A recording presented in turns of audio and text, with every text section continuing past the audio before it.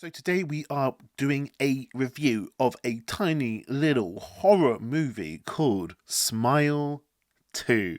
This is the new Naomi Scott movie starring Naomi Scott. Also starring some other actors that I actually don't really know, but everyone was great in this film. What is this film about?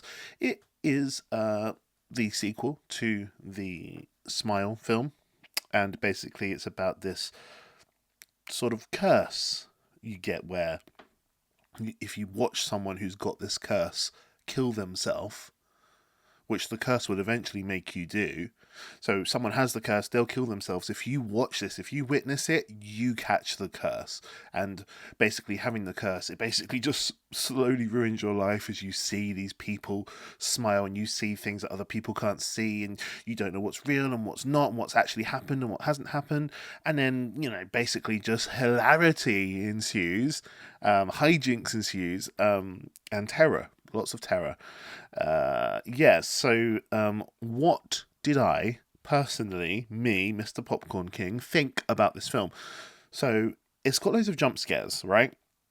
Now, usually I'm not the biggest fan of jump scares. They're just the McDonald's of burgers, of cuisine, I guess. As in, they're fine. Like, I don't mind one, but I've tasted much better. Like, the type of horror that I love is the type of horror that really chills me to the bone.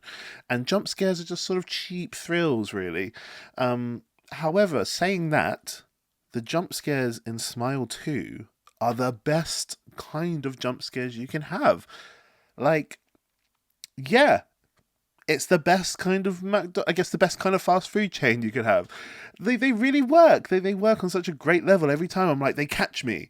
Where usually I'm like, I don't even know if you're gonna catch me. I'm just gonna jump to sort of fit in with the crowd. But no, these really, really catch me. The film really has a lot of tension built into these moments because you know it's gonna happen. I guess it's that sort of the cheap thrills, but done in the best possible way that I find really, really great about this film, honestly. The formula is, identical to the first film, but why change the formula if it works? It's like a Marvel film, right? So some of the Marvel films are absolutely spectacular, and it's because they really stuck to a formula. And of course, Marvel films aren't for everyone. They're a bit sort of trying to crowd please. And I would say Smile 2 is that kind of horror film as well. It's just really trying to crowd please. But it's done in like the best way possible. The formula really, really works. We follow the same formula. We've got this Naomi Scott is playing this superstar in the film. She's like an Ariana Grande type, this pop star.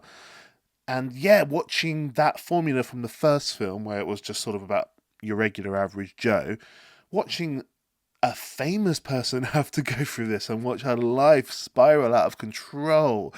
Yeah, it's really, really interesting to watch. I thoroughly enjoyed this horror film. Sorry, I'm just checking my laptop for my notes. If you don't want me to do that, please let me know in the comments below. Naomi Scott gives an incredible performance. Really, really good. Horror films often have such great performances, and they're never really embraced by the Academy, by the Oscars. However, these are just some of the best performances ever. And Naomi Scott, what a mammoth task she has to deliver. Just this pop star that everybody loves, who's gone through this horrible thing in the past, but she's trying to get back on the tour, and yeah, everything just spiraling out of control, everything unraveling. It's wonderful to watch. Her acting is spectacular.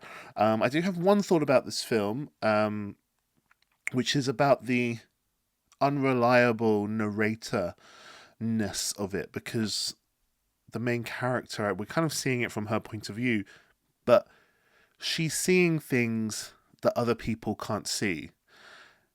And at some instances, whole things happen which didn't even happen. And that, to be honest with you, might be my one markdown of the film. All in all, I think the film is really, really good. I thoroughly recommend it. I think it's one of the funnest horror films you'll watch. It's a real Marvel it's like the marvel of horror films. But yeah, the unreliable narrator part of it all, the things that don't really happen. I'm a bit confused, honestly. I've left the film and I'm like, wait, so what actually happened? You don't want to ever come out of a film and go like, so what actually happened in this film? Because yeah, there's, not giving away any spoilers, but there's like a reveal, and you're like, oh, so a lot of that didn't happen, or did it? But I actually don't even know, and it's not like in an interesting sort of Inception way with like the tabletop spinning thing just spinning, and we don't know. Oh, is this a dream? No, not like that. It's more just like, yeah, I mean, quite a lot of that stuff probably just didn't happen, and then you're kind of left like going, oh, cool. So what was this, like a 10-minute long film? No, longer than that, longer than that. I'm being harsh. The film is really, really good. Like I say, it's like sometimes you just want a McDonald's, sometimes you just want a Marvel film, and they're great in their own right. And I think this film was really, really good. Thoroughly recommend it. Again, it'll probably be on my top 10 list of horror films because it actually does make you jump out of your skin a little bit, which is just sometimes the thing you want. It's good exercise for the abs.